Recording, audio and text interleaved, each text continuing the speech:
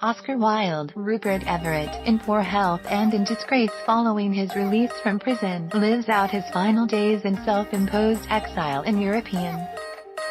Poverty-stricken, he tries to rebuild associations with former lovers, while haunted by the wife and glittering career he left behind.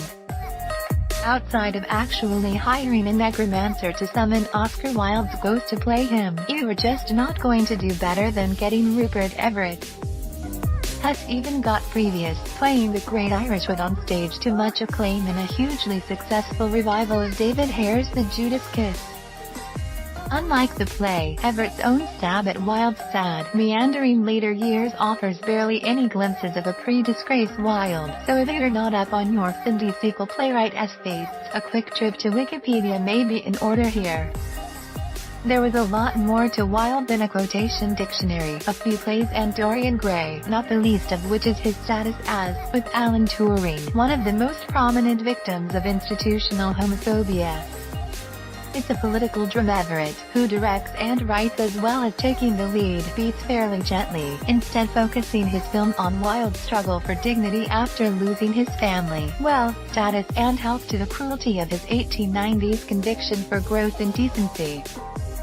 Everett is phenomenal, of course, finding about 7 different ways to play drunk, leaping his Wilde over the foppish caricature tripwires and finding the generous, kind, narcissistic and self-dramatizing man behind the elaborate public persona Wilde himself created.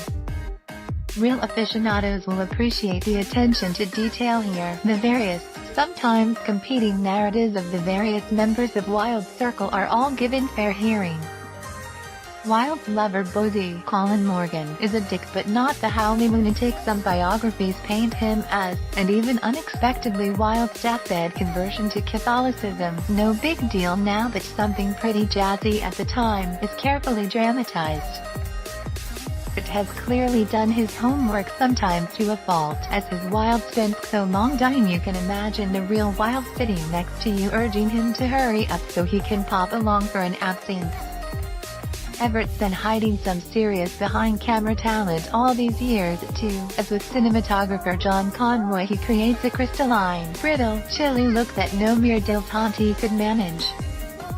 Only the biopics curse the trap of becoming a series of stuff that happened, rather than a coherent narrative with an argument to make keeps this from being very special. Even if his prosthetics make him look a bit like James May, Everett is near flawless, and his film is a superb showcase for an actor whose celebrity has at times overshadowed his talent.